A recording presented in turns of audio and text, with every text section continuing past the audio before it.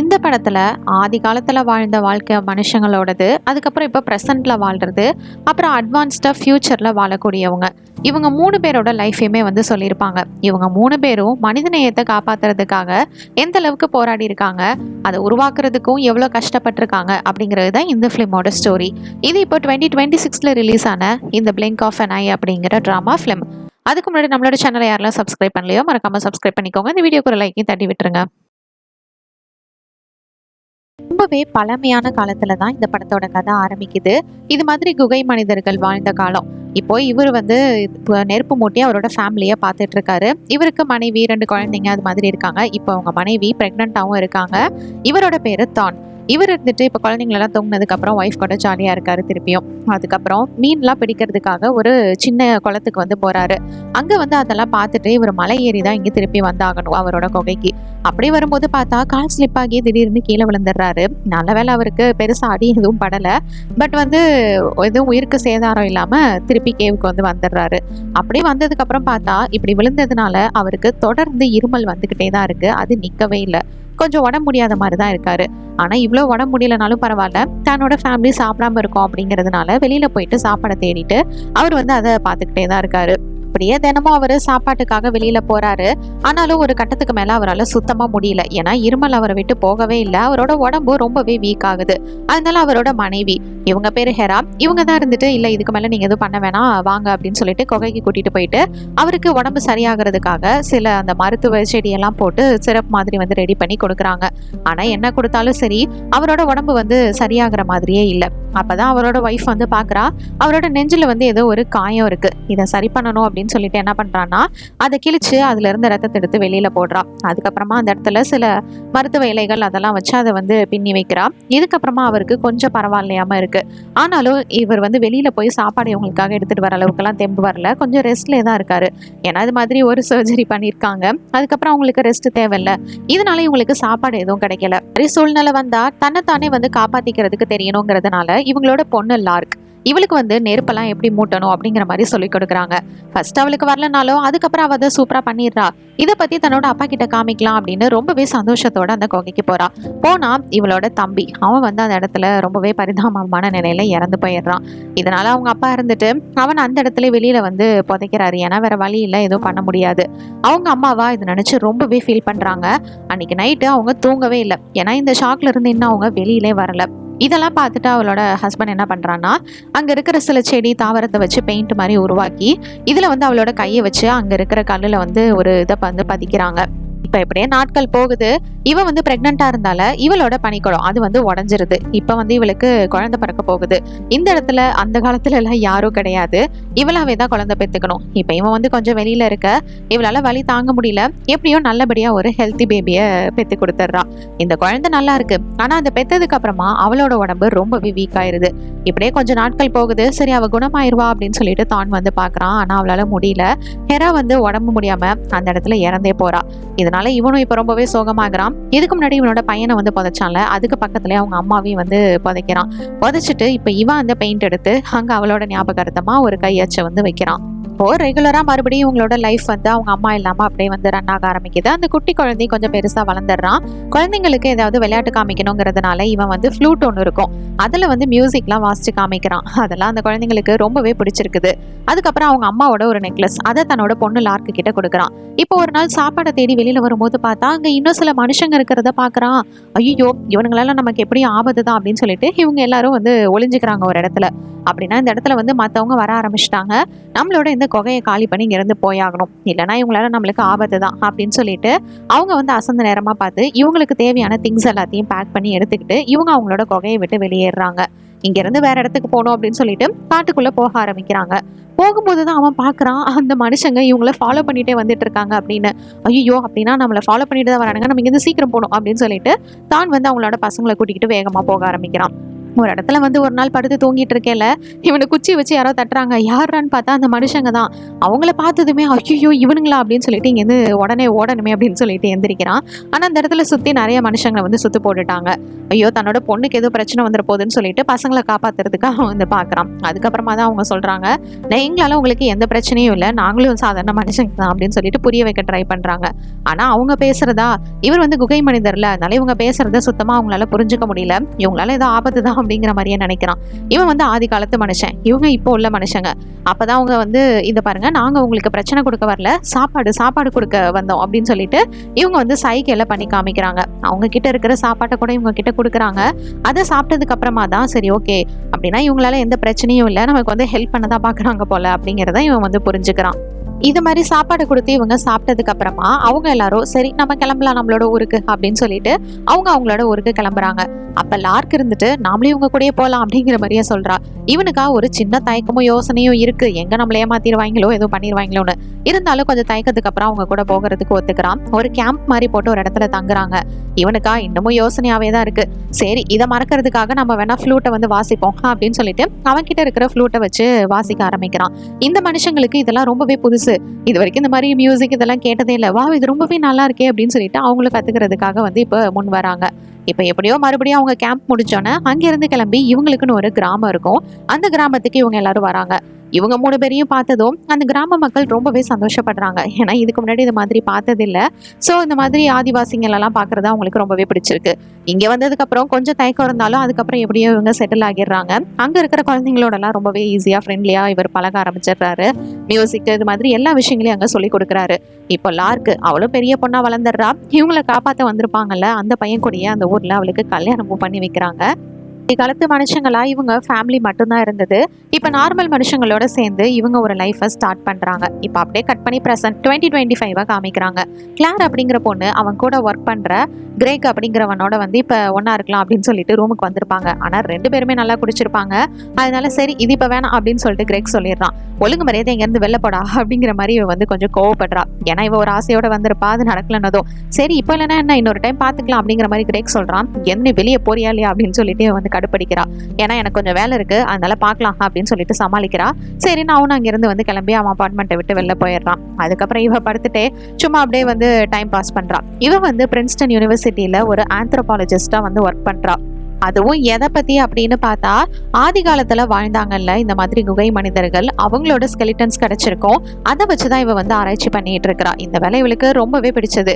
இப்போ இந்த மாதிரி அவ வேலை பார்த்துட்டு இருக்கப்போ கிரெக் கிட்ட இருந்து மெசேஜ் வருது. ஆனா அதை அவ பெருசா கண்டுக்கல. ஏன்னா இவ நேத்து நடந்த இன்சிடென்ட்லேயே செம கடுப்புல இருக்கா. அதனால வந்து விட்டுறா.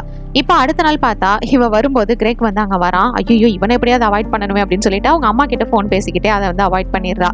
அவங்க அம்மாட்ட எப்படி இருக்கீங்க என்னன்னு கேட்டுட்டு எனக்கு இந்த புது வேலை அது ரொம்பவே பிடிச்சிருக்குமா.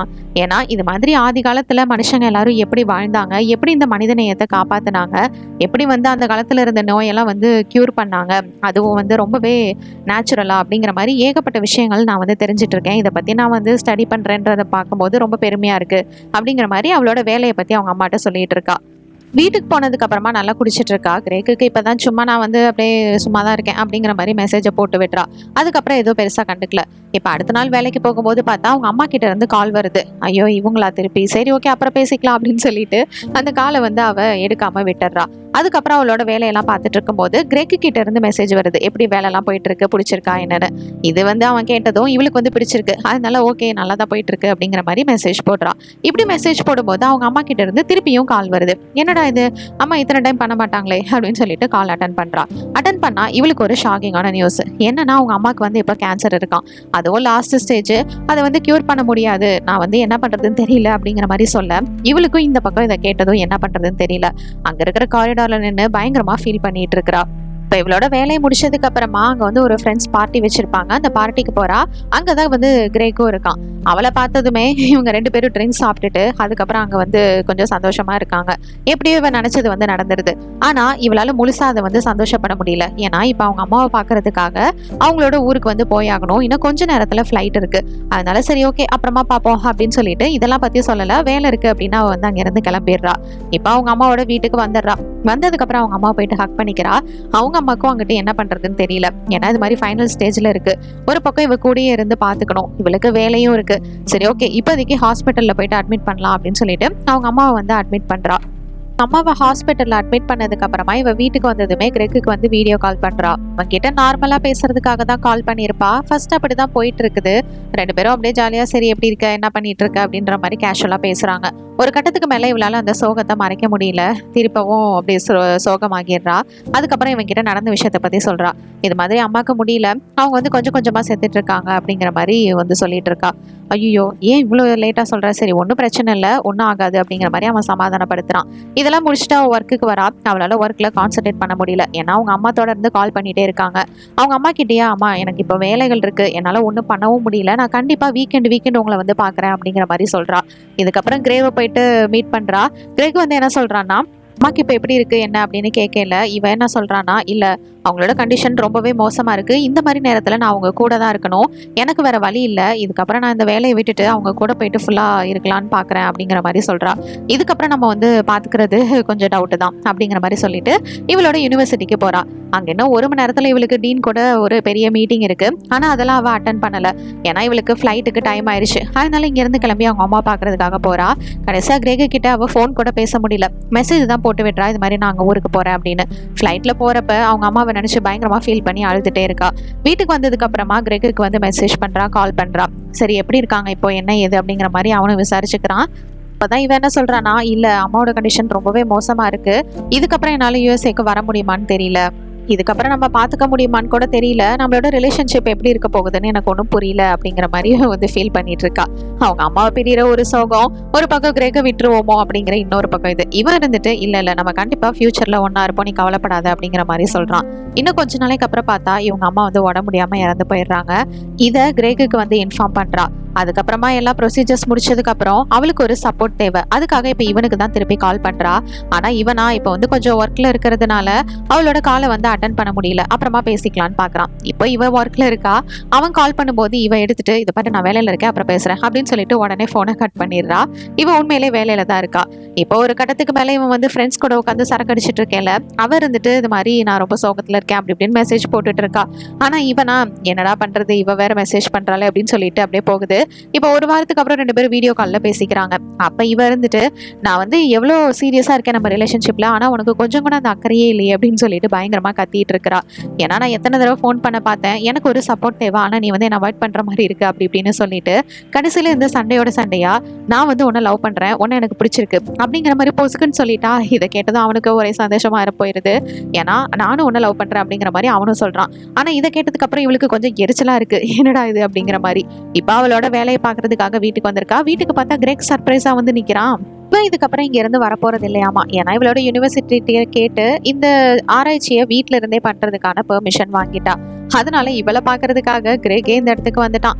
அது மட்டும் இல்லை, இவளுக்காக சர்ப்ரைஸாக ஒரு கிஃப்ட்டும் கொண்டு வந்திருக்கான். என்னடான்னு ஓப்பன் பண்ணி பார்த்தா இவ ஆராய்ச்சி பண்ணிட்டு இருந்தால அந்த ஸ்கெலிட்டன்ல இருந்து எடுக்கப்பட்ட ஒரு பகுதியை வச்சு ஒரு நெக்லஸ் வந்து பண்ணியிருக்கிறான். அந்த நெக்லஸை வச்சு இவன் கிஃப்ட் கொடுக்கவும் இவளுக்கா இம்ப்ரெஸ் ஆயிடுறா. உடனே வந்து கிஸ் பண்ணுறா. ஆனால் அதுக்கப்புறம் திடீர்னு பார்த்தா இது மாதிரி எனக்கே தெரியாம நீ இதை திருடினது ரொம்ப பெரிய தப்பு அப்படின்னு சொல்லிட்டு கண்ணா பின்னான்னு பேசி திட்டிட்டு இருக்கிறா. இது மாதிரி இவ வந்து கொஞ்சம் மிக்ஸ்டு ஃபீலிங்காக இருக்கா. இப்போ எப்படியே இவங்க 2 பேரும் கல்யாணம் பண்ணிக்கிறாங்க. 2030 ஆகுது. இவங்களோட ஆனிவர்சரி, அதுக்கப்புறம் நியூ இயர் எல்லாத்தையும் ரொம்ப சந்தோஷமாக என்ஜாய் பண்ணுறாங்க. இப்போ வந்து நியூ இயரு, அதனால பக்கத்து வீட்டுக்காரவங்களாம் இன்னும் பயங்கரமாக கொண்டாடிட்டு இருக்காங்க. இவளா நம்ம வேற வீட்டுக்கு வந்து போனோம், அதுதான் நல்லா இருக்கும் அப்படின்ற மாதிரி சொல்ல. ஆனால் இவனுக்கு இது மாதிரி பழைய வீட்டில் இருக்கிறது ரொம்பவே பிடிச்சிருக்கு. அதனால நம்ம இங்கே இருக்கலாம் அப்படிங்கிற மாதிரி சொல்லிட்டு இருக்கான். இவளுக்கு வேற இப்போ வேற இடத்துல வேலை கிடைச்சிருக்கும். அங்கே போனோம் அப்படின்னா அது வேற கஷ்டம், எனக்கு பயமா வேற இருக்கு, என்ன பண்ண போறேன்னு தெரியல அப்படிங்கிற மாதிரி ஃபீல் பண்ண. இப்போ நம்ம இதை பற்றிலாம் பேச தேவையில்லை, நம்ம தூங்கி நல்லா ரெஸ்ட் எடுப்போம், இருக்கிறத நம்ம என்ஜாய் பண்ணுவோம் அப்படிங்கிற மாதிரி அவன் சொல்கிறான். இப்போ நம்ம கிளார் வந்துட்டு செகண்ட் பேபி ப்ரெக்னெண்ட்டாக இருக்கா. ஃபர்ஸ்ட் இவளுக்கு வந்து ஒரு பையன் இருக்கும். அந்த பையன் தூங்கிட்டு இருக்கும் போது அவனை போயிட்டு பார்த்து ஃபீல் பண்ணுறா. இவளுக்கு வேற இடத்துல வேலை கிடைச்சிருக்கும்ல, அதனால இப்போ அங்கே போனோம் அப்படின்னா நம்மளோட ஃபேமிலி மொத்தத்தையும் விட்டுட்டு போகிற மாதிரி இருக்கும். என்ன பண்ணுறது ஏது பண்ணுறதுன்னு தெரியாமல் அப்படியே புலம்பிட்டு இருக்கா. இப்படியே கட் பண்ணி இப்போ அடுத்த நாள் காமிக்கிறாங்க. இவங்க மியூசியம்க்கு போகிறாங்க. அப்படி போகும்போது பார்த்தா அந்த இடத்துல ஆதி காலத்தில் வாழ்ந்த அந்த மனுஷன் தான், அவனை தான் வந்து வச்சு எக்ஸிபிஷன் வந்து போட்டிருக்காங்க. இதெல்லாம் பற்றி அவங்க சொல்லிட்டு இருக்க இவனை பார்க்கறதுக்கு அப்படியே நம்ம கிரேக் மாதிரியே இருக்கு. அது மட்டும் இல்ல, அவனோட ஒய்ஃப் வந்து ஹெரா, அவங்க போட்டிருந்த நெக்லஸ், அந்த நெக்லஸை தான் இப்ப நம்ம இவ வந்து போட்டிருக்கா. இப்ப இந்த இடத்துல இருக்கிற கைடு இவங்க வந்து அவ்வளவு பெரிய புத்திசாலி எல்லாம் கிடையாது அப்படிங்கிற மாதிரி சொல்லிட்டு இருக்க. இதை கேட்டதும் இந்த பையனுக்கு கோவம் வருது. அப்படி பார்த்தா மியூசிக் எல்லாம் கத்து கொடுத்ததே அவங்க தான், அந்த ஃப்ளூட்டை உருவாக்குனதே அவங்க தான் அப்படிங்கிற மாதிரி சொல்றான். விதத்துல அவன் சொன்னதும் கரெக்ட் தானே, அவங்க தான் இது எல்லாத்தையுமே உருவாக்குனது. அப்ப அவங்க அம்மா வந்துட்டு, இதை பாரு, இது மாதிரி ஆதி காலத்து மனுஷங்களும் அதுக்கப்புறம் இருந்த மனுஷங்களும் எப்படி ஒன்னா வாழ்ந்தாங்க அப்படிங்கறதெல்லாம் நீ கத்துக்கணும். அவங்களுக்குள்ள யூனிட்டின்ற ஒண்ணு இருந்தது, அதே மாதிரி நீ எல்லார்கிட்டயும் ஒத்துமையா இருக்கணும் அப்படிங்கறத தன்னோட பையனுக்கு சொல்லி கொடுக்குறா. இப்ப கட் பண்ணி அட்வான்ஸ்டு ஃபியூச்சரை காமிக்கிறாங்க. இவ ஒரு பைலட்டு, இவளோட பேரு கோக்லி. இப்ப இவ வந்து அவளோட ஸ்பேஸ் ஷிப்ல இருந்து கண்டுபிடிக்கிறா. இருக்கிற ஏஐ, அதோட பேரு ராஸ்கோ, அதுதான் இவளுக்கு வந்து எல்லா ஷெடியூலையுமே வந்து போட்டு கொடுக்கும். கிட்டத்தட்ட இவ 210 வருஷம் வந்து டிராவல் பண்ணி ஆகணும். ஏன்னா இப்ப பூமி அழிஞ்சு போச்சு, அதனால புதுசா ஒரு இடத்த உருவாக்குறதுக்காக புதிய பிளானட்டை நோக்கி அவ வந்து டிராவல் பண்ணிட்டு இருக்கிறா. இப்போ இன்னும் 126 வருஷங்கள் இவ டிராவல் பண்ணணுமா. இவ டெஸ்டினேஷன் வந்தாச்சான்னு கேட்டிருப்பா. அதுக்கு தான் இது மாதிரி வந்து கிண்டல் பண்ணிட்டு இருக்கோம். இவளோட டெய்லி ரொட்டீனை அவ வந்து ஃபாலோ பண்றா. எக்ஸசைஸ் எல்லாம் பண்ணிட்டு ரொம்பவே போர் அடிக்குது. என்னதான் இந்த ஏஐ கூட இருந்தாலும் அது ஒரு மிஷின், அது கூட இவளுக்கு வந்து டைம் ஸ்பெண்ட் பண்றது கொஞ்சம் போரிங்கா தான் இருக்கும். அதுக்கப்புறம் அவளோட ஃபுட்டு, அதுவும் ரொம்பவே கிளாசிக்கா இருக்கு. அது எல்லாத்தையும் அதிலே போட அது செமையா ரெடி பண்ணி கொடுக்குது. அதை சாப்பிட்றதுக்காக எடுத்துட்டு வந்து டேபிள்ல உட்காரும் போது அங்க டேபிள்ல இருக்கிற எல்லா ஆக்டிவிட்டிஸையும் அவ வந்து செக் பண்றா. இதுலயே வந்து ஸ்பேஸோட அந்த எல்லா ஆக்டிவிட்டிஸ் இது எல்லாத்தையுமே நோட் பண்றா. அது எல்லாத்தையும் அவ வந்து செக் பண்ணி அதை எல்லாத்தையும் கரெக்ட் பண்ணிட்டு இருக்கா. அப்ப அதே என்ன சொல்லுதுன்னா, இதெல்லாம் உங்களோட வேலை இல்லை, என்னோட வேலை. சரி, உங்களோட மைண்ட்ல வந்து ஏதோ ஒரு சின்ன சேஞ்ச் தெரியுதே, நீங்க ஒழுங்கா தூங்குறது இல்லையா அப்படிங்கிற மாதிரி பேசிட்டு இருக்க. இவன் என்ன பண்றானா, அங்க நிறைய செடி தாவரங்கள் வச்சிருப்பா. அதை போயிட்டு செக் பண்றா. அதுல தண்ணி பத்தாத மாதிரி இருக்கு. என்னாச்சு, இதுக்கு தண்ணி பத்தாத மாதிரி இருக்கு, இதை கொஞ்சம் செக் பண்ணு அப்படிங்கிற மாதிரி ஏஐ கிட்ட சொல்ல, அதுவும் வந்து ஃபுல்லா செக் பண்ணி பாக்குது. செக் பண்ணி பார்த்துட்டு மண்ணோட கண்டிஷன் இது எல்லாமே நல்லா தான் இருக்கு, போதுமான அளவுக்கு தண்ணி இருக்கு, ஆனா அதோட ஆக்சிஜன் லெவல் அதுதான் வந்து கொஞ்சம் குறைஞ்சிருக்கு அப்படிங்கிற மாதிரி சொல்லுது. ஆக்சிஜன் லெவல் குறைஞ்சிருக்கா அப்படின்னு சொல்லிட்டு இவன் என்ன பண்றான்னா, இவன் வந்து கிரீன் ஹவுஸ் மாதிரி வச்சிருப்பா. அங்க போயிட்டு அதை வந்து செக் பண்றா. அங்க போய் பார்த்தா சில செடி அது எல்லாமே வந்து ஒரு வைரஸால பாதிக்கப்பட்டிருக்கு, கொஞ்சம் கொஞ்சமா அழிஞ்சிட்டு இருக்கு. ஐயோ, இது எப்படி ஆச்சு அப்படின்னு சொல்லிட்டு அவளுக்கு ஒன்றும் புரியல. இப்போ இது வந்து பரவாம தடுத்தாகணும். ஏன்னா ஒரு செடி இது மாதிரி வீணா போணுச்சு அப்படின்னா மொத்தமா அது மாதிரி பாதிக்கப்பட்டுரும். ஆல்ரெடி இந்த இடத்துல நிறைய செடியும் தாவரங்களும் இது மாதிரி பாதிக்கப்பட்டிருக்கும். அதனால அதை மட்டும் அவ சாம்பிள் எடுத்து இது வந்து எதனால இது மாதிரி ஆயிருக்கு அப்படின்னு சொல்லிட்டு டெஸ்ட் கொடுக்குறா. டெஸ்ட் கொடுத்துட்டு அது எல்லாத்தையும் கிளீன் பண்றதுக்கு ட்ரை பண்ணிட்டு இருக்கா. கிளீன் பண்ணதுக்கு அப்புறமா கிட்டத்தட்ட 4.5% மேல இவளுக்கு லாஸ். இதை நினைச்சு அவ அப்படியே வந்து கவலையில உட்காந்துருக்கா. ஏன்னா இந்த மாதிரி செடி தாவரங்கள் இதுதான் வந்து ஃபியூச்சரே. இவ போற புது பிளானட்டுக்கு இதெல்லாம் கண்டிப்பா தேவை. இது மாதிரி அவ பண்ணிட்டு ஃபீல் பண்ணிட்டு இருக்கேல, அங்க இருக்கிற ராஸ்கோ அது வந்து இவளை சிரிக்க வைக்கிற மாதிரி ஒரு ஜோக் பண்ணுது. அதனால அவளும் சிரிச்சிட்டு இருக்கா. சரி, ஓகே, இப்ப நம்ம டெஸ்ட் பண்ணோம்ல, அதோட ரிசல்ட் என்ன ஆனிச்சு அப்படிங்கிற மாதிரி கேட்கறா. அப்ப அது என்ன சொல்லுதுன்னா, நம்ம செக் பண்ணதுல ஆக்சிஜன் லெவல் வந்து ரொம்பவே கம்மியா இருக்கு, அது வந்து பாதிக்கப்பட்டிருக்கு. அது மட்டும் இல்ல, இது மாதிரி 6% வரைக்கும் பாதிச்சிருச்சு அப்படின்னா கண்டிப்பா இந்த மொத்த மிஷனும் ஃபெயில் ஆயிரும் அப்படிங்கிற மாதிரி சொல்றா. ஏற்கனவே இதுல 5% வரைக்கும் லாஸ் ஆயிடுச்சு அப்படின்னா இப்ப நம்ம என்ன பண்ண போறோம் அப்படின்னு சொல்லிட்டு இவளுக்கு ஒன்றும் புரியல. இது எந்த வைரஸால இது மாதிரி பாதிக்கப்பட்டுச்சு அப்படிங்கிறத முதல்ல கண்டுபிடிக்கணும். அதை கண்டுபிடிச்சு நிறுத்திட்டோம் அப்படின்னா மற்ற செடிகளும் அழிஞ்சு போகாம நம்ம காப்பாத்திடலாம் அப்படின்னு வந்து இவ பிளான் பண்றா. அதுக்கு முன்னாடி இங்க இருக்கிறது எல்லாத்தையும் கிளீன் பண்ணதுக்கு அப்புறம் அங்க இருக்கிற ஏஐ கிட்ட இப்ப நம்ம வந்து இந்த ஆக்சிஜன் லெவலை கொஞ்சமாவது வந்து கிளீனா வச்சுக்கணும். அதுக்கு ஒரு ஆப்ஷன் இருக்கு. பேசாம இந்த எலக்ட்ரிக்கல் சப்ளைஸ் எல்லாத்தையுமே நம்ம வந்து கொஞ்ச நேரத்துக்கு ஆஃப் பண்ணிடலாம். அப்படி ஆஃப் பண்ணோம்னா அட்லீஸ்ட் கொஞ்சமாவது ஏதாவது மாற்றங்கள் நடக்க வாய்ப்பு இருக்கு. ஒரு சின்ன மாற்றம்னாலும் அது இந்த ஆக்சிஜன் லெவலுக்கு நல்லது தானே, இந்த செடிங்களுக்கு நல்லது. அதனால இது எல்லாத்தையும் ஆஃப் பண்ணிடு அப்படிங்கிற மாதிரி இவ வந்து சொல்றா. அதே மாதிரி அதுவும் வந்து எல்லாத்தையும் ஆஃப் பண்ணிடுது. ஆஃப் பண்ணதுக்கு அப்புறமா இந்த இடத்த வந்து அவ திருப்பி வந்து பார்க்க ஆரம்பிக்கிறா. இவகிட்ட ஒரு சின்ன லைட் இருக்கும், யூவி லைட் மாதிரி, அதை வச்சுதான் செக் பண்ணிட்டு இருக்கா. இந்த நேரத்துல ஏஐ ராஸ்கோ இருந்துட்டு இவங்களோட மைண்ட்ல, அதாவது மனுஷங்களோட மைண்ட்ல என்னதான் இருக்கு அப்படிங்கறத தெரிஞ்சுக்கிறதுக்கு முயற்சி பண்ணுது. ஆனா அதெல்லாம் வந்து முடியல. ஏன்னா மனுஷங்களோட மைண்டை அவங்களாலே தெரிஞ்சுக்க முடியாது. இப்போ இந்த நேரத்துல இவங்களுக்கு ஒரு அலர்ட் வருது. என்னன்னு பார்த்தா ஆன்டிவைரல். இப்போ இங்க இருக்கிற செடி எல்லாத்துக்குமே வந்து எதுவும் வீணாயிடக்கூடாது அப்படிங்கிறதுனால ஆன்டிவைரல்னு ஒன்று போட்டிருப்பாங்க. அது ஆக்டிவேட் ஆகுது. ஆனா அதுவும் இப்போ ஃபெயில் ஆயிருது, ஒர்க் அவுட் ஆகல. என்னடா இதுவும் ஃபெயில் ஆயிடுச்சே, இப்போ நம்ம என்ன பண்றது அப்படின்னு யோசிச்சுட்டு இருக்கேல, இந்த ஏஐ இருந்துட்டு ஆமா செத்து போறதுனா என்ன அப்படிங்கிற மாதிரி கேக்குது. இதை பத்தி இப்ப நம்ம பேசுற நிலைமையில இல்ல, இதை பத்தி இப்ப நான் பேசவும் விரும்பல அப்படிங்கிற மாதிரி இவ சொல்லிடுறா. இடத்துல ஸ்கிரீன்ல எத்தனை செடிகள் இது மாதிரி வீணா போயிருக்குன்னு பார்க்க ட்ரை பண்றா, அதுவும் தெரியல. அப்பதான் இவளுக்கு வந்து ஒரு ஐடியா வருது. இந்த இடத்துல எந்த வந்து வைரஸ் வந்து எந்த செடியை பாதிக்க வச்சிருக்குன்றது தெரியல. நம்ம இது எல்லா செடியும் மொத்தமா அழிச்சிடலாம். அப்படி அழிச்சதுக்கு அப்புறம் இங்க இருக்கிற ஆக்சிஜன் கிளீன் ஆயிரும். ஸோ நம்ம மறுபடியும் புதுசா இது எல்லாத்தையும் உருவாக்கலாம் அப்படிங்கிற மாதிரி இவ வந்து ஐடியா சொல்றா. ஆனா என்ன சொல்லுதுன்னா, அப்படி நம்ம பண்ணோம் அப்படின்னா இந்த ஸ்பேஸ்ஷிப்புக்கு தேவையான ஆக்சிஜன் அது வந்து கிடைக்காம போயிடும். இதனால இங்க இருக்கிற மற்ற குழந்தைங்களோட அந்த இது எல்லாமே பாதிக்கப்பட்டுரும் அப்படிங்கிற மாதிரி சொல்றான். இருந்து இவ புது பிளானட்டுக்கு இவளும் இந்த செடிகளும் மட்டும் தனியா போகல, நிறைய குழந்தைங்களோட டிஎன்ஏஸ் இதெல்லாம் எடுத்துக்கிட்டு தான் வந்து போவாங்க. ஏன்னா அது மாதிரி இவங்க உருவாக்கணும் இல்லையா, ஒரு ஃபியூச்சரை புதுசா உருவாக்குறது இவளோட கையில தான் இருக்கு. அதுக்காக தான் இது எல்லாமே. அப்ப இவ என்ன சொல்லுவானா, அதுக்கு ஒரு ஐடியா பண்ணிக்கலாம். என்னோட ஆக்சிஜன் லெவல் 98% வந்து யூஸ் பண்ணிக்கலாம். இதனால நான் வந்து சாகர கூட பரவாயில்ல, ஆனா அதை வச்சு புதுசா ஒன்று உருவாக்குறது பெரிய விஷயம். அங்க போனதுக்கு அப்புறமா நீங்க ரோபோட்ஸ் எல்லாம் சேர்ந்து இந்த குழந்தைங்களை வளர்க்கலாம் அப்படிங்கிற மாதிரி சொல்றா. ஆனா ஏயா இது மாதிரி குழந்தைங்களை மனுஷங்களை வளர்க்கறதுக்கு ஒரு ரோபோட்டை வச்சு பண்றதெல்லாம் நல்லா இல்லை அப்படிங்கிற மாதிரி அது சொல்லுது. இப்போ நமக்கு வேற வழி இல்லை, எப்படியாவது இது எல்லாத்தையும் செஞ்சுதான் ஆகணும் அப்படிங்கிற மாதிரி இவ சொல்ல, இருந்துட்டு இல்ல கண்டிப்பா இதுக்கு வேற ஏதாவது ஒரு வழி இருக்கும், இந்த ஆக்சிஜன் லெவலை நம்ம கிளீன் பண்ணி ஏதாவது பண்ணணும், அதுக்கான சொல்யூஷனை நான் பாக்குறேன் அப்படின்னு அது சொல்லிட்டு இருக்கு. இவெல்லாம் அங்க இருக்கிற மேனுவல்ஸ் இதெல்லாம் வந்து செக் பண்ண ஆரம்பிக்கிறா. சரி ஏதாவது இருக்குமா கிடைக்குமான்னு பார்க்கலாம் அப்படின்னு சொல்லிட்டு. அப்பதான் இந்த ராஸ்கோ வந்துட்டு ஒரு விஷயத்த சொல்லுது. அங்க இருக்கிற கம்ப்யூட்டர் ஸ்பேஸை வந்து நம்ம எடுத்துக்கலாம், மெயின் ஃப்ரேம் இது எல்லாத்தையும் வந்து நம்ம செடி வச்சுக்கலாம். அங்கே இருக்கக்கூடிய லைஃப் சப்போர்ட் சிஸ்டம் அதிலிருந்தே அதுக்கு தேவையான ஆக்சிஜன் லெவல் எல்லாமே கிடைச்சிரும். ஸோ இதனால புதுசாக ஒரு கிரீன் ஹவுஸே நம்மளால வந்து உருவாக்க முடியும். இது வந்து ஒரு செகண்டரி கிரீன் ஹவுஸ் மாதிரி நம்ம உருவாக்கலாம் அப்படிங்கிற மாதிரி அது ஐடியா கொடுக்குது. ஆனால் இது அவளுக்கு சுத்தமாக பிடிக்கல. இப்படி பண்ணுறதுனால மொத்த ஏஐயுமே வந்து அந்த இடத்துல அழிஞ்சு போயிடும். ஆனால் நீ மனுஷனை வந்து பார்க்குற, நான் மனுஷங்களை பார்க்குறேன், என்னோட லைஃப்பை விட உங்களோட லைஃப் ரொம்பவே வந்து முக்கியம் அப்படிங்கிற மாதிரி அது சொல்லுது. இருந்தாலும் இவளுக்கு வந்து ஒத்துக்கிறதுக்கு மனசு இல்லை. சரி ஓகே அப்படின்னா நம்ம சிமுலேஷன் பண்ணி பார்ப்போம், அப்படி பார்க்குறதுல எது பெஸ்ட்டாக வருதோ அதை நம்ம ஃபாலோ பண்ணிக்கலாம் அப்படிங்கிற மாதிரி ஏஐ வந்து சொல்லுது. சிமுலேஷன் ப்ராசஸையும் பண்ணுது. இவ போயிட்டு அன்னைக்கு கொஞ்சம் தூங்கி ரெஸ்ட் எடுத்துக்கிறா. இந்த சிமுலேஷனை ரெண்டு லைஃபும், அதாவது ஹியூமனோட லைஃப் அதுக்கப்புறம் அந்த ஏஐ, இது ரெண்டுத்தோடையும் கம்பேர் பண்ணி இது பெஸ்ட்னு சிமுலேஷன் ப்ராசஸ் அதை பண்ணிடுது. இவ மறுநாள் காலையில எந்திரிச்சிட்டு சரி ஓகே சிமுலேஷன்லாம் முடிஞ்சிருச்சா இதை காமி அப்படின்னு சொன்னா, அதுவா நான் வந்து சிமுலேஷனே பண்ணலை அப்படிங்கிற மாதிரி அதை காமிக்க மாட்டேங்குது. ஏன்னா இவளோடதுக்கு தான் அதிக சான்ஸ் இருக்கும். இதை பாரு ஒழுங்கா இப்போ நீ காமிக்கல, சரி ஓகே நானே அந்த ப்ராசஸை பண்ணிக்கிறேன் அப்படின்னு சொல்லிட்டு இவளே சிமுலேஷன் பண்ணி பார்க்குறா. அப்படி பார்த்து செக் பண்ணதுல வெறும் 0.2% மட்டும்தான் இதுக்கும் அவளுக்கும் வந்து வித்தியாசம் காமிக்குது. இவளுக்கா ஒரே குழப்பமா இருக்கு, என்ன பண்றது ஏது பண்றதுன்னு. இப்போ வேற வழி இல்லை. அந்த ரோபோட் சொன்ன மாதிரி இந்த மனித இனத்தை உருவாக்கணும் அப்படின்னா கண்டிப்பா மனுஷனால மட்டும்தான் முடியும். அதனால இதை நம்ம தான் செஞ்சாகணும், இதுக்கு வந்து நம்ம ராஸ்கோவை இழந்ததான் ஆகணும் அப்படின்னு சொல்லிட்டு அவ வந்து மனசை தேத்திக்கிறா. அவ எந்திரிச்சதுமே எப்படி நம்ம ராஸ்கோ வந்துட்டு பெர்மனண்டா ஆஃப் பண்றது அப்படின்னு சொல்லிட்டு அவ போயிட்டு பாக்குறா. அந்த இன்ஸ்ட்ரக்ஷன் படி அங்க செவுத்துல இருக்கிற ஒரு வால், அந்த ஒரு டோர் மாதிரி இருக்கு, அதை வந்து எடுக்கிறா. உள்ள போயிட்டு பார்த்தா அங்க அவங்க சொன்ன மாதிரி, ராஸ்கோ சொன்ன மாதிரி நிறைய மெயின் ஃப்ரேம்ஸ் இது எல்லாமே இருக்கு. அங்க வந்து ஒரே ஒரு பட்டன், அதை ஆஃப் பண்ணா போதும். இப்போ இது இருந்துட்டு கடைசியாக உனக்கு ஏதாவது ஆசை இருக்கா, ஏதாவது சொல்லணும்னு விரும்புறியா அப்படிங்கிற மாதிரி கேட்க, நீங்கள் இந்த குழந்தைங்க எல்லாத்தையும் நல்லபடியாக வளர்க்கணும்னு நான் நினைக்கிறேன் அப்படிங்கிற மாதிரி சொல்லுது. அதுக்கப்புறம் என்ன, இவளுக்குன்னு இந்த ஸ்பேஸ் ஷிப்பில் இத்தனை வருஷங்களாக இருந்தது இது ஒரே ஒரு ஃப்ரெண்டு மட்டும்தான், இப்போ அதையும் இழக்க போகிறோமேன்னு அவள் ரொம்பவே ஃபீல் பண்ணுறா. இதுக்கப்புறம் வேறு வழி இல்லை, என்னை மன்னிச்சிரு அப்படின்னு சொல்லிட்டு மனசை கல்லாக்கிக்கிட்டு அந்த ஸ்விட்சை வந்து ஆஃப் பண்ணுறா.